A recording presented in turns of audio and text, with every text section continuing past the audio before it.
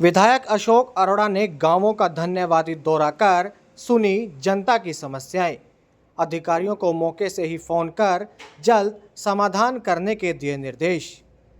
थानेसर से कांग्रेस विधायक एवं पूर्व मंत्री अशोक अरोड़ा ने आज थानेसर हलके के लगभग 1 दर्जन गांवों का धन्यवादी दौरा कर जहां उन्हें 5वीं बार विधायक बनाने के लिए गांववासियों का धन्यवाद किया, वहीं गांववासियों की समस्याओं को सुनकर अधिकारियों को मौके पर ही फोन करके जल्द समस्याएं निपटाने के आदेश दिए।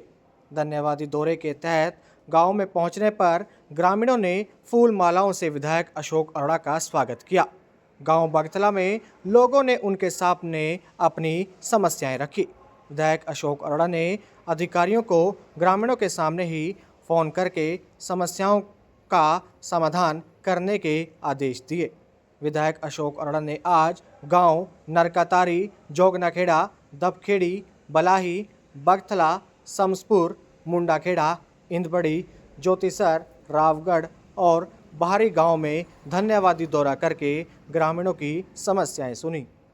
वहीं मीडिया से बातचीत करते हुए थानेसर विधायक अशोक अरोड़ा ने कहा कि आज गांववासियों के सामने बिजली और जल निकासी जैसी प्रमुख समस्याएं हैं। मॉनसून का सीजन आ रहा है लेकिन अभी तक नालों की सफाई नहीं हुई।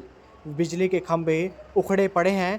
उन्होंने अधिकारियों को इन सभी समस्याओं का समाधान करने के आदेश दिए। अरोड़ा ने कहा कि आज सरकार द्वारा गरीब लोगों के नाम बीपीएल से काटे जा रहे हैं और उनके खिलाफ मुकदमा दर्ज करने की धमकियां दी जा रही हैं।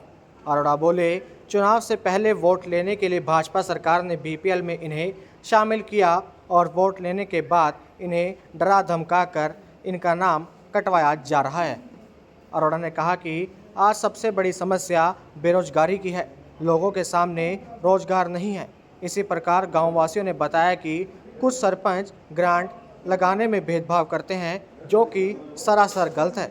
उन्होंने कहा कि आज लगातार बढ़ रही महंगाई ने लोगों का जीना दूभर कर दिया है। बढ़ती महंगाई से लोग दुखी हैं।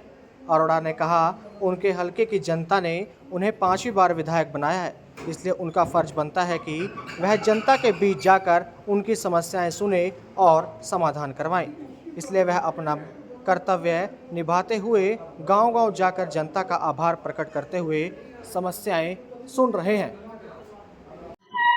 ये पूरे हलके के लोगों ने तो चुनाव में जिम्मेवारी सौंपी, यहाँ से 5वीं बार एमएलए बनाकर उस जिम्मेवारी को निभा रहे हैं। लोगों के बीच में जा रहे हैं, लोगों की समस्याएं सुन रहे हैं, लोगों से बातचीत करके अधिकारियों से बात कर रहे हैं, लोगों की समस्या हल हो जाए।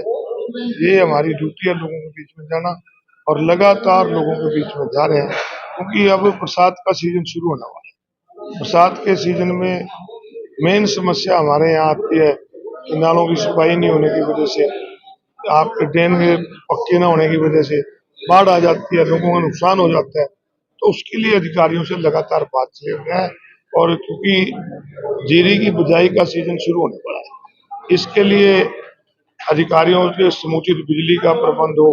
कहीं खंभे टूटे पड़े हैं तो खंभे लगवाए जाए, कहीं रिजवाई में सफाई नहीं हुई है उसकी सफाई कराई जाए ताकि पानी किस प्रकार की समस्याएं ज्यादा देखने को आ रही है?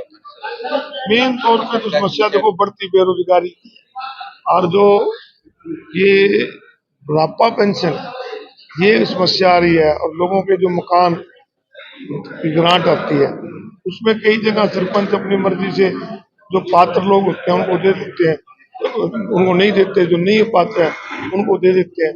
इस प्रकार की समस्या आई हुई है, अधिकारियों से मिलकर बात कर रहे हैं और कोशिश है कि लोगों की समस्या को